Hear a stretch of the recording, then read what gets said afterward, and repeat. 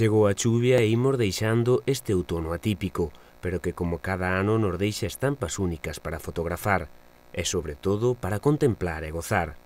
Quedan cos momentos que recollemos estes días en Perdideos, na Ribeira Taboadesa.